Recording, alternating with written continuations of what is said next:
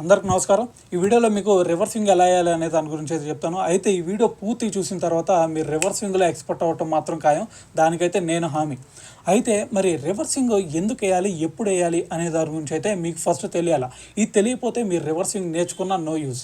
అయితే ఫస్ట్ 10 అవర్స్లో చూద్దాం. ఫస్ట్ 10 అవర్స్లో బాల్ షైనీగా ఉండిద్ది. దాని తర్వాత కొత్తగా ఉండేసరికి మీరు ఎటు స్వింగ్ తిప్పాలనుకుంటే అటు స్వింగ్ అయింది. సో మీరు బ్యాట్స్మెన్ మీద డామినేట్ చేయొచ్చు. బ్యాట్స్మెన్కి 10 అవర్స్లో ఇది పోపియచ్చు. సో వెంటనే వాడిని అవుట్ చేయొచ్చు. వాడి నైట్ మేరుగా వాడికి మీరు కనిపించవచ్చు. సో దాని తర్వాత మరి 20 అవర్స్, 30 అవర్స్, 40 అవర్స్ వచ్చిన తర్వాత బాల్ మీకు స్వింగ్ అవ్వదు. మరి అలాంటప్పుడు వాడే మీకు నైట్ మేరుగా మారతాడు. అరే ఇంతవరకు నేను వేసిన బౌలింగ్ ఏంది, ఇప్పుడు ఎలా వేస్తున్నాను అనే డౌట్ కూడా మీకు వచ్చింది. మరి అలాంటి సిచ్యువేషన్లో అప్పుడు కూడా ఫస్ట్ 20 అవర్స్లో మాత్రమే కాదు, 30, 40 అవర్స్, 50 అవర్స్ అప్పుడు కూడా మీరు వాడికి నైట్ మేరుగా మారాలి అంటే మీరు చేయాల్సిందల్లా ఒకే ఒకటి. సో ఒక వెపన్ తీసుకోవాలి. ఆ వెపన్ పేరే రివర్స్ స్వింగ్. సో ఆ రివర్స్ స్వింగ్ కనుక మీరు నేర్చుకున్నట్టయితే ఖచ్చితంగా 30, 40, 50 ఏ అవర్స్లో అయినా సరే ఒక బ్యాట్స్మెన్కి ఇది పోపియచ్చు మీరు. సో అయితే మరి ఆ రివర్స్ స్వింగ్ ఎలా వేయాలి అనే దాని గురించి ఈ వీడియోలో ఇప్పుడు మాట్లాడతాం. అయితే ఫస్ట్ రివర్స్ స్వింగ్ మీరు కనుక వేయాలి అంటే బాల్ ఫస్ట్ ఎలా పట్టుకోవాలనేది తెలియాలి మీకు. సో దీని తర్వాత దీని కింద సైన్స్ ఎలా వర్క్ చేస్తుంది అనేది మీకు తెలియాలి. సో అయితే ఫస్ట్ మీరు ఒక 30, 40 అవర్స్ వచ్చేసరికి మీరు ఉమ్ము రాస్తారు, గజ్జి మొత్తం రాతంతా రాస్తారు.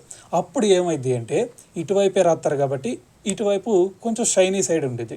సో ఇదంతా రఫ్ సైడ్ అయిపోయింది. సో ఇటువైపు ఇదంతా రాసి కొంచెం షైన్ చేసి ఉంటారు కాబట్టి సో ఇది షైనీ సైడ్ అయింది. దీని మీద కొంచెం ఆల్రెడీ కొంచెం వెయిట్ ఉండేది, ఇటువైపు కొంచెం వెయిట్ ఉండేది. సో ఈ వెయిట్ మీద మీరు రాస్తున్నారు కాబట్టి ఒక సైడ్ ఇదంతా రాస్తున్నారు కాబట్టి సో ఎక్స్టర్నల్గా ఆ వెయిట్ కూడా వచ్చి దీని మీద కలిసిపోయి సో ఇది కొంచెం బరువెక్కింది. సో ఇటువైపు కొంచెం లైట్గా ఉండేది. సో షైనీ సైడ్ రాస్తున్నారు కాబట్టి షైనీ సైడ్ ఇంకా కొంచెం బరువెక్కింది.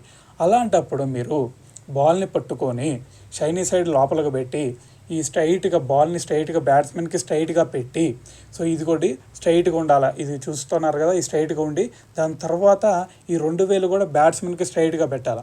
సో ఇవి స్ట్రైట్గా పెట్టి లోపల సైడ్ షైనీ సైడ్ బరువు ఎక్కువ ఉన్న సైడ్ పెట్టేసి సో మీరు బాల్ రిలీజ్ చేస్తే ఆటోమేటిక్గా బాల్ ఇటు వెయిట్ ఎక్కువ ఉంది కాబట్టి ఎయిర్లో కొంచెం డ్రాగ్ అయిపోయింది.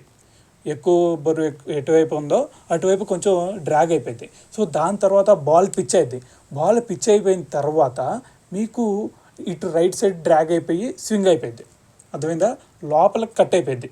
సో పడిన తర్వాత ఇట్లా డ్రాగ్ అవుతా వచ్చి పడి ఇటు రైట్ సైడ్ కట్ అయిపోయింది. మరి దాని తర్వాత సరే నేను రైట్ సైడ్ కట్ చేయాలనుకోవట్లేదు, లెఫ్ట్ సైడ్ కట్ చేయాలనుకుంటున్నాను అంటే బాల్ని ఇటు తిప్పండి. అర్థమైందా? ఇప్పుడు ఇది షైనీ సైడ్ అయింది, ఇది రఫ్ సైడ్ అయింది. ఇదే మీరంతా వచ్చంతా రాసింది ఇదే.